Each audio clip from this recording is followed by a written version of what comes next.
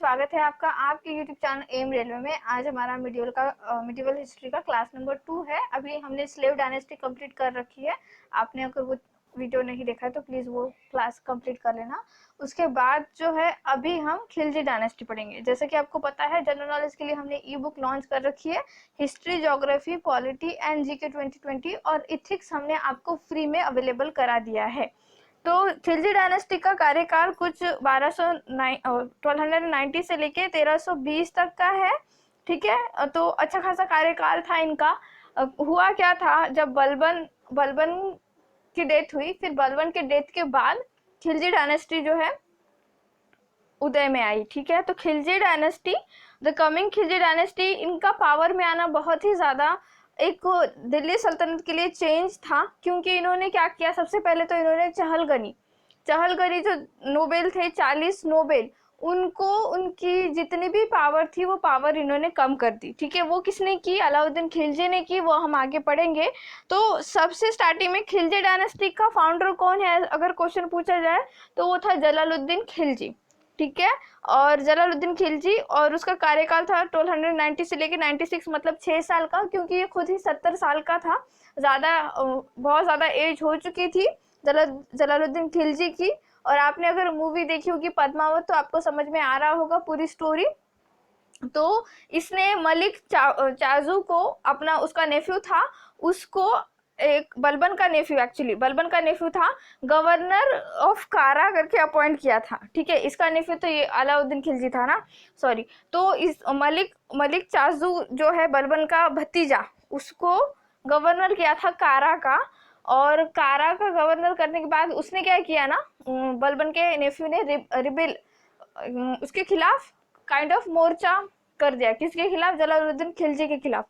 तो वो रुकाने के लिए, ठीक है, वो रुकाने के लिए जलालुद्दीन ने अलाउद्दीन खिलजी को भेजा था। और फिर अलाउद्दीन खिलजी ने क्या किया था कि उसे सरपंच किया था, लाइक वो जो रिवॉल्ट है अगेंस्ट हिम, उसने पूरा का पूरा क्या कह सकते हैं, जीत लिया था। इसी खुशी में अलाउद्दीन खिलजी और जलालुद्दीन की बेटी का शादी हुई थी। अगर आपको मूवी अच्छे से याद होगी तो आपको आंखों के सामने वो सीन आ रहा होगा।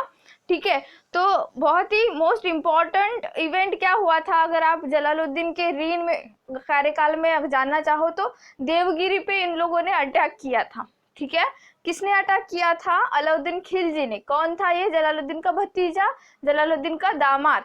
ओके, तो इसने देवगिरी पे अटैक किया, देवगिरी को बहुत ज़्यादा लूटा। वो लूट लेने के लिए जलालुद्दीन गया था देवगिरी, और वहीं पर अलाउद्दीन ने उसे मार दिया था। तो पूरी मूवी की स्टोरी आपको आंखों के सामने आ रही होगी। ठीक है, इस तरह से तो यहाँ पे खत्म होता है। फिर आता है अलाउद्दीन खिलजी। ये मोस्ट इम्पॉर्टेंट है, यही बंदा इम्पॉर्टेंट है खिलजी डायनेस्टी में पूरा। तो ये बंदा इतना ज़्यादा होशियार था, इसको पता चल चुका था कि लूप होल कहाँ है, क्यों दिल्ली सल्तनत पीछे आ रही है। तो इस बंदे ने सबसे पहले तो क्या किया, इंटरनल डिस्टर्बेंस कम कर दिया। ठीक है, इंटरनल डिस्टर्बेंस कम कर दिया, लोगों में अपनी ऐसी दहशत फैला दी कि इसके खिलाफ कोई कुछ बात ना कर सके।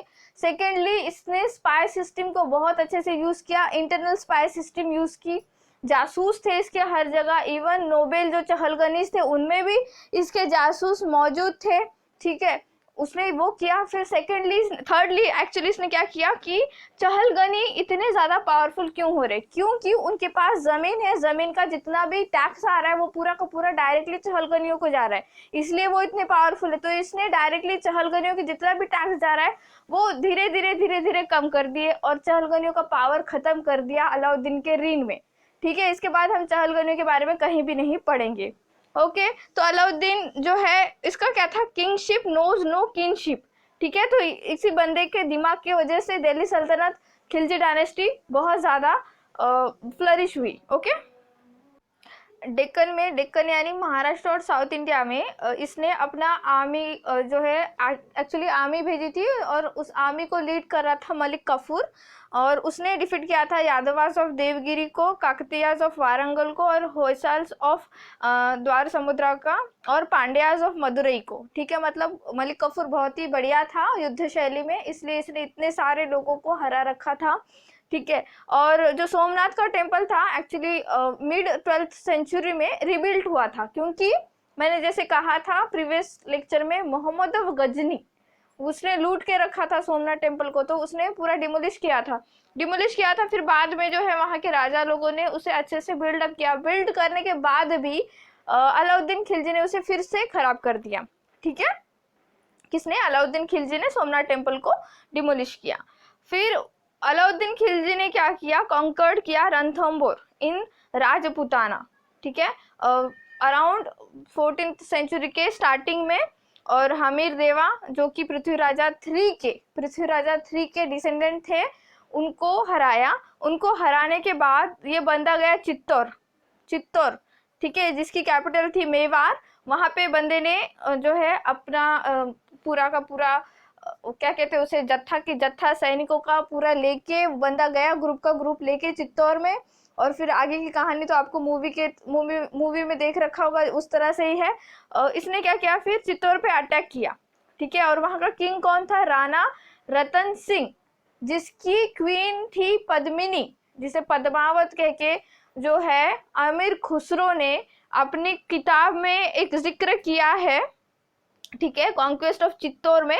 और उस बंदे ने, अमीर खुसरो ने जौहर के बारे में भी लिख रखा है। ठीक है, और फिर उसने जौहर के बाद जो है चित्तौर जीत लिया। चित्तौर जीतने के बाद क्या किया? अलाउद्दीन खिलजी ने चित्तौर का नाम चेंज करके खिजराबाद रख दिया। सॉरी, ठीक है, अगर प्रोनाउंसिएशन गलत हो रहा तो फिर भी माफ करना, खिजराबाद रख दिया। क्यों खिजराबाद? क्योंकि अलाउद्दीन खिलजी के बेटे का नाम था खिजर खान।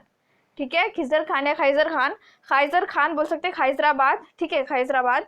तो उसके बेटे के नाम पे रखा और बेटे को वहां का गवर्नर बना दिया।